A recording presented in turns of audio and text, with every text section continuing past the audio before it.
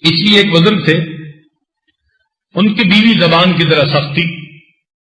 ویسے جو عورتیں زبان کی ذرا سخت ہوتی ہیں، حضرت تھانوی رحمۃ اللہ فرماتے ہیں کہ اکثر وہی عورتیں پاک دامن بھی ہوتی ہیں۔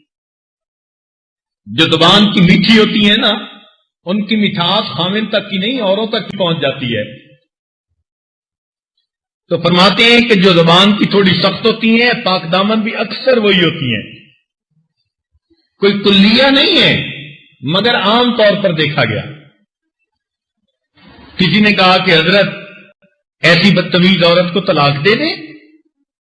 انہوں نے فرمایا کہ دیکھو بھائی، اگر میں اس کو طلاق دے دوں گا تو اس کی پھر دو شکلیں ہوں گی۔ ایک شکل تو یہ کہ یہ مطلقہ بن جائے گی اور کوئی اس سے شادی نہ کرے، تو یہ دکھ کی زندگی گزارے گی اور دکھ کا سبب میں بنوں گا۔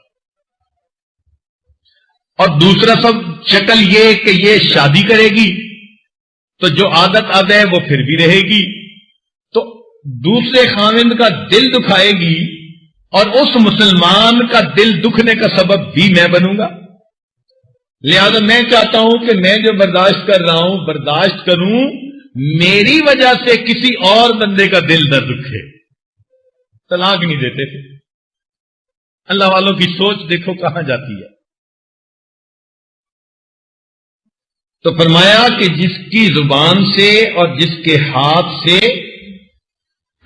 کسی مسلمان کا دل نہ دکھے۔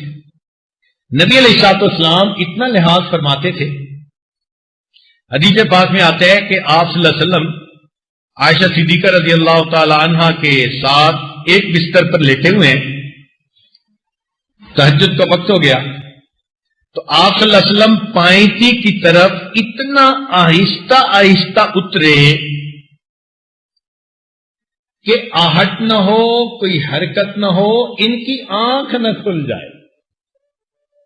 اور پھر نبی علیہ السلام پیدل چلے، ننگے پاؤں چلے کمرے میں، اور پھر جوتے باہر آ کر پہنے اور جنت بقیع چلے گئے۔